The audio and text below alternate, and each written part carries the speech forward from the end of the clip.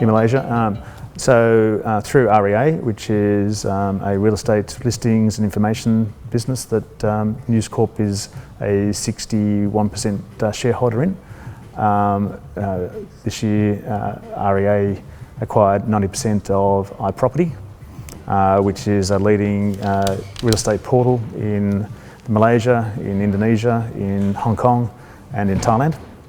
And that business is still in its early stages of integration with REA, but REA is the world's leader in terms of debt product, in terms of flatmates, rentals, developers, sale, and also then commercial property. And that for us, Malaysia is a very important market, being it's the home of iProperty. As I say, we have a lot of technology, proprietary technology within REA, which we see being able to bring into iProperty. A lot of that relates back to being able to be targeted in our marketing. It's the apps that we use, location-based services, being able to bring in, I suppose the time on site is particularly important for real estate developers and sales agents in terms of the photos, the floor plans, the videos, the local area it's a big part of the decision of where you purchase, the other services and costs associated with that purchase.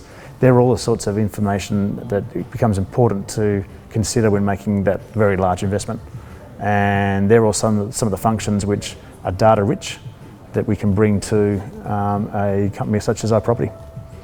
I wouldn't say it's overpowering. I think that what we're seeing is some settling of consumer habits between the use of various media. It's not that people choose one or the other. They want the option to choose. I think concurrently you are though seeing that digitally it is the most cluttered media there is, and that unless you're on the front page of Google, you're not going to get as good a result.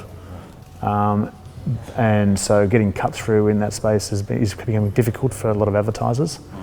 And so where consumers are using multiple media, so are advertisers, and that there's still in many cases haven't got the balance right between use of their different media. I don't think you'll see, I think volatility, I think is, there's no sign that's going to slow. I think also you're seeing at speed of change that most companies are trying to differentiate themselves now more through marketing.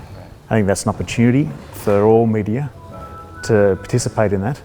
But concurrently, I think that given how quickly consumers are changing, those companies that are slow to respond will be the ones that ultimately suffer in share.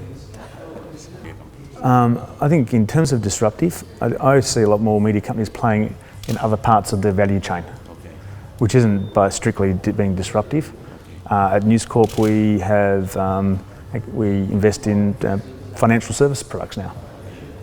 We have two related companies that are providing loans for those that the banks don't approve, and also in our real estate business we provide white label solutions. So that's being one example of the value chain. I'd say that we've got video product that we are producing and providing distribution of video. Particularly the shareability of video is a company called Unruly, which we have a majority investment in. But we have a number of outsourced providers that are producing video for us and our clients. We also have investments in Fox Sports. We're the 100% owner of Fox Sports in the region, which provides us a lot of sports content to use on our news websites. We acquired Sky News last week as being a news weather and business channel provider, which again gets integrated into our video offering, which is where the growth is in the market. So I wouldn't say that they're in any way disruptors. I think that they're playing in other parts of the value chain, and how we bring those together is both the challenge and the opportunity. Yeah.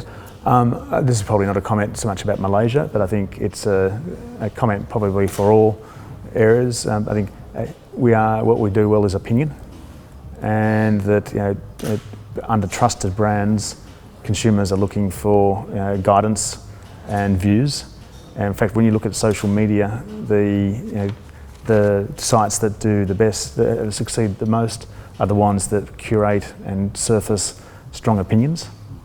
And that I think there's a learning there for our own. If you were just reporting the news and being very fact-based, those facts are widely available now on many distribution points. I think what they will turn to is say that under a strong brand, people will look for strong opinions. They won't always agree with them, but opinion-based is definitely more of a trend which both consumers are looking for, and that we're in a perfect position to capitalise upon. I'd encourage every media company to think of a long play as well. That I see some countries and companies introduce paid for subscription models. They don't get massive returns in 2 years, so they stop doing it. This is a change in model, and that we have a history of providing, charging for great content in Australia for 200 years. It's been the past 15 years that we gave it away digitally. That was a mistake. But people have always shown that they will pay for quality content. So if it's quality, charge for it. Would be another learning, I think, globally. And I think there's particularly growth categories. For us, it's prestige, it's food, it's real estate, it's home, it's sport. And these are macro, mass interest topics that try to own those categories both from a consumer, play in the value chain, and play a long game. And that the strong brands which you'll create out of that will provide a sustainable future.